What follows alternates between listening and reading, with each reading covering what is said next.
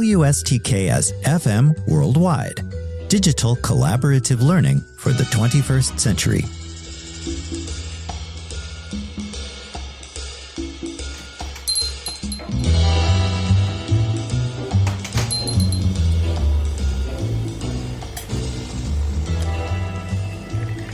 Hello, everyone, and welcome to the Collaborative Café Summer 2025 edition, a podcast series for college and university instructors on how to help students cultivate key 21st century skills regardless of course focus or modality. My name is Stokes Schwartz, and I'm a professor in the Center for Integrative Studies in the Arts and Humanities here at Michigan State University. In today's first program of the series, let's take a closer look at the importance of team building and how to help our students cultivate that skill.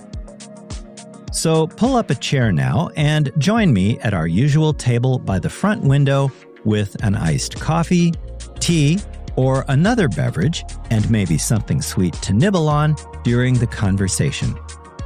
Ready? Then here we go. Before we dive into how we can help our students develop strong, cohesive learning teams, let's define what we mean by teamwork. The activity is all about a cohesive group of individuals with complementary skills working towards a shared goal. Think of almost any type of professional sports team around the world. In that context, team members rely on each other, blend their strengths, and communicate effectively to achieve their objectives. The best teams have a strong sense of accountability and mutual respect, with an emphasis on collaboration and shared goals. Now, why is team building so important in our classrooms?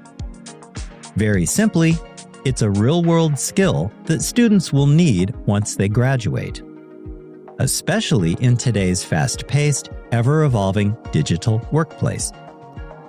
As post-secondary educators, part of our job is to prepare students for the professional world, where modern problems often require diverse skill sets and perspectives.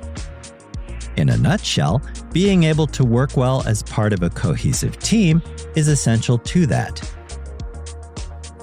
The active cultivation of team-building skills as one part of our courses creates a sense of belonging and mutual support, which can boost student satisfaction and buy-in.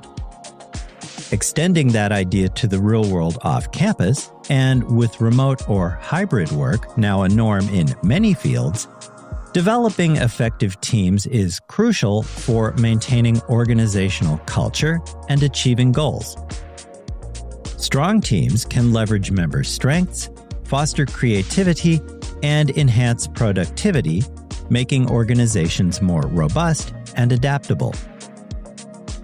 To prepare our students for that reality, then, we should provide opportunities now for them to practice collaboration in our classrooms. Our work with students, in other words, should include more than just teaching them subject matter. In the next segment, we'll consider how we, as college and university educators, occupy a unique position to help our students practice and perfect the team-building skills so vital to life in the 21st century. Stay tuned.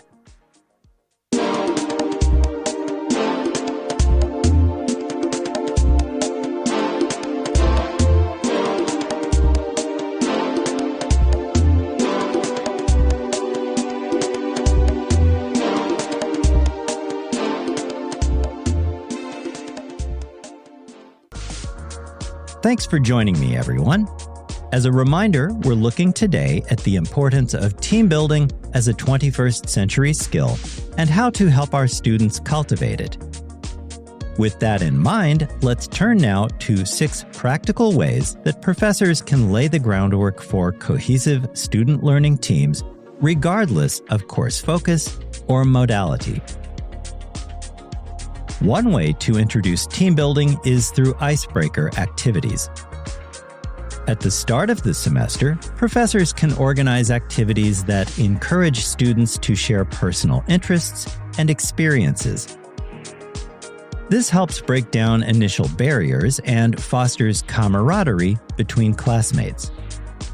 Simple activities like discussing fun things done during breaks or sharing hobbies can get students talking and interacting with each other instead of their iPhones. For those of us used to speaking to large groups, it's easy to forget how intimidating this can be for the average 18 or 20-year-old. Early opportunities for collaboration, even informal ones like these, are time well spent. Another way to set up students for successful team building is by having them create a list of core team values and related team contracts after formal learning teams have been established. This activity helps team members articulate what matters most to them and establish a shared understanding of their guiding principles. The team contract formalizes these values, outlining collaborative expectations, roles, responsibilities, and boundaries. If disagreements arise at any point, the team can refer to these documents to navigate conflicts more constructively.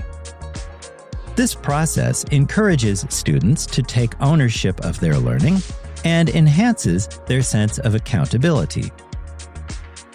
Creating a list of core team values and team contract also helps students practice negotiation, communication, and consensus-building skills.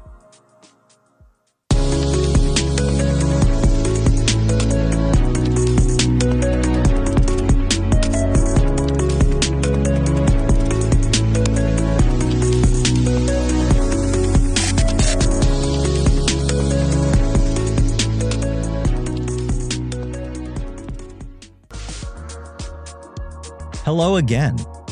In today's program, we're examining why post-secondary educators should cultivate team-building skills in their students, regardless of course focus or modality, while also offering a few practical ways to do that. Let's continue our discussion now by turning to the importance of defining team goals, member roles, and team check-ins. Giving students voice and choice in our courses is a third great way to help them develop team-building skills. Encouraging them to define their own member goals better ensures alignment with assignment and project expectations, fostering deeper investment in team outcomes. What's more, discussing their skills and interests allows students to choose roles that are the best fit for their academic strengths, prompting both personal and intellectual growth. For example, a student skilled in visual design might handle the graphic layout of a digital project, while another with organizational talent oversees timelines, and a third team member skilled in writing manages the content.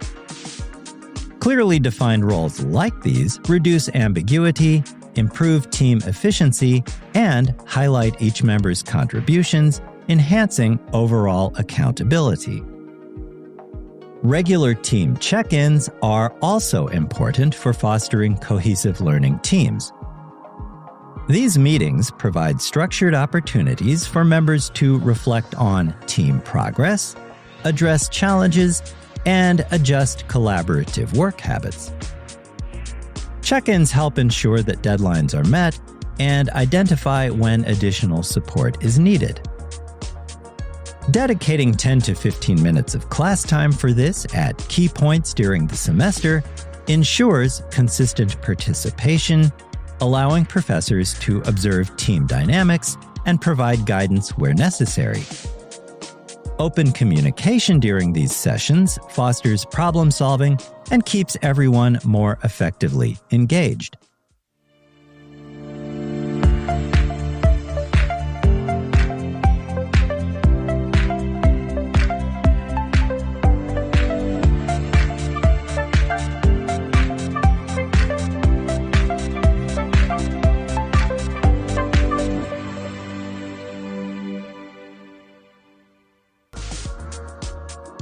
Welcome back, everyone.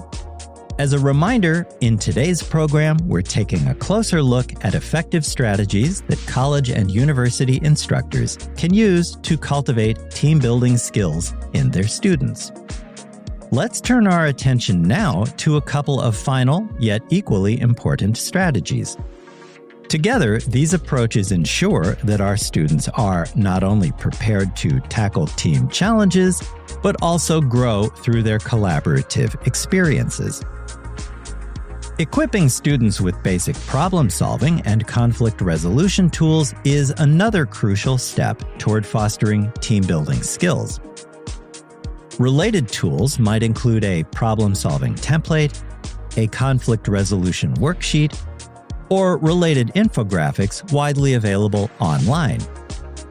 My personal favorite is the problem-solving template developed by the Foundation for Critical Thinking and found in Critical Thinking Concepts and Tools by Richard Paul and Linda Eller. This resource can help students identify team issues and work through them. Active listening, practicing empathy, and finding common ground are other techniques for students to cultivate through various guided exercises during class. Role-play scenarios and peer feedback exercises, too, further enhance student confidence in navigating different perspectives within their learning teams. These tools and skills empower students to handle team challenges and view them as growth opportunities rather than roadblocks that bring effective collaboration to a grinding halt. Finally, routine metacognition is yet one more way to lay the groundwork for student team building.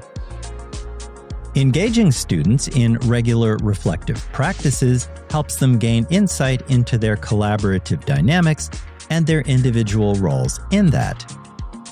Exercises like reflection journals or group discussions, guided by specific prompts, can help students evaluate team challenges, successes, and identify areas for improvement. Activities like these help students recognize how personal choices influence their team. Here's an easy way to do this that requires little to no preparation. Start one course meeting each week with several minutes of quiet, guided reflection, and ask students to identify team issues, recurring or otherwise, during the last 7 days, and articulate a few concrete steps they can take to avoid these same challenges moving forward. Regular low-tech activities like these help students cultivate greater self-awareness, build valuable collaborative skills, and, potentially, improve their academic performance.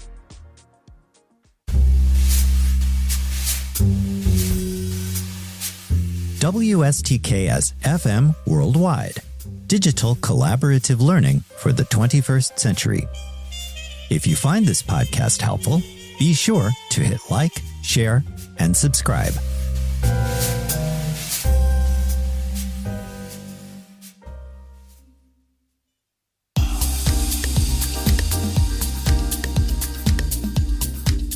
Before we wrap up today's program, let's quickly recap the 6 easy ways professors can help students develop team-building skills. 1. Icebreaker activities at the start of the semester help students build comfort and camaraderie with their classmates. 2. Encouraging teams to develop lists of core values and team contracts promote shared understanding and accountability while honing skills like communication and negotiation. 3. Defining clear team goals and roles ensures efficiency by allowing members to leverage their strengths and preferences. 4.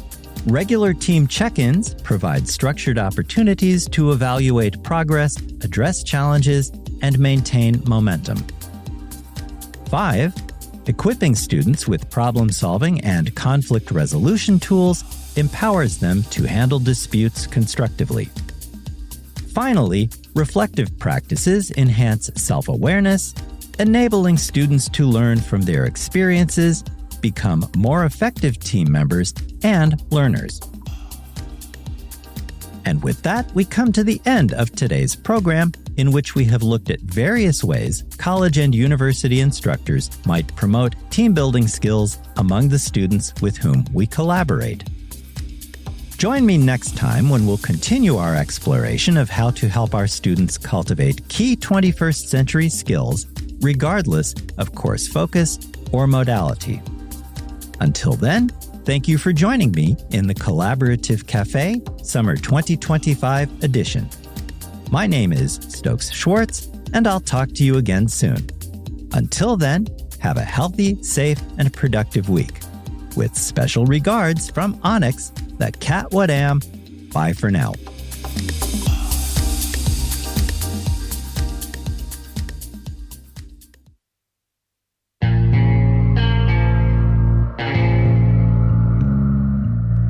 You've just heard a podcast from WSTKS-FM Worldwide, digital collaborative learning for the 21st century.